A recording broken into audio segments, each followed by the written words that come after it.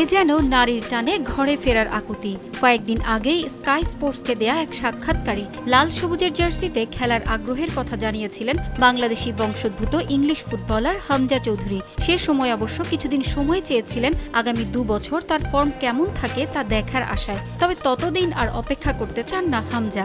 এবার তার স্বপ্ন আলোর মুখ দেখছে। লেস্টার সিটি থেকে ধারে ওয়াটফোর্ডে খেলা এই মিডফিল্ডার নিজেই জানিয়েছেন বাংলাদেশ ফুটবল ফেডারেশনের সঙ্গে নাকি এরই মধ্যে যোগাযোগ করেছেন তার বাবা গোলাম মোর্শেদ চৌধুরী। কেন নিজ দেশ ইংল্যান্ড ছেড়ে বাংলাদেশে খেলার সিদ্ধান্ত হামজার? শেকড়ের টানে বাংলাদেশের হয়ে খেলতে চাই আমি। আমার বাবার খুব আগ্রহ আমি বাংলাদেশের জার্সিতে খেলি। এরই মধ্যে ফুটবল ফেডারেশনের সঙ্গে কথা বলেছে আমার বাবা, আলোচনাও হয়েছে দুপক্ষের মাঝে। আমার ঐতিহ্য ও সংস্কৃতিকে বিশ্বব্যাপী তুলে ধরতে পারলে আমি খুশি হব। নভেম্বরে বাংলাদেশে আসার ইচ্ছা আছে আমার। সম্প্রতি হিমালয় জয় করে এসেছে বাংলাদেশ নারী ফুটবল দল। ইংল্যান্ডে বসেও নারী দলের খবর ঠিকই রেখেছেন হামজা।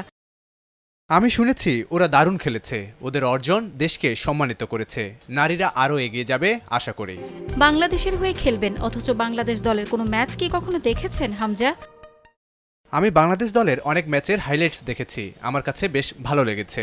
2015 সালে লেস্টার সিটিতে যোগ দেন হামজা চৌধুরী। একটি গোলও আছে ফক্সেসদের হয়ে। এরপর বার্টন অ্যালবিয়নের হয়ে ধারে খেলেছেন। সেখান থেকে এ মৌসুমে এসেছেন ওয়াটফোর্ডে। এই ক্লাবের হয়ে বেশ ভালো খেলছেন হামজা। ইংল্যান্ড অনূর্ধ্ব 21 দলের হয়েও খেলেছেন 25 বছর বয়সী এই মিডফিল্ডার। পারভিন আক্তার, সময় সংবাদ।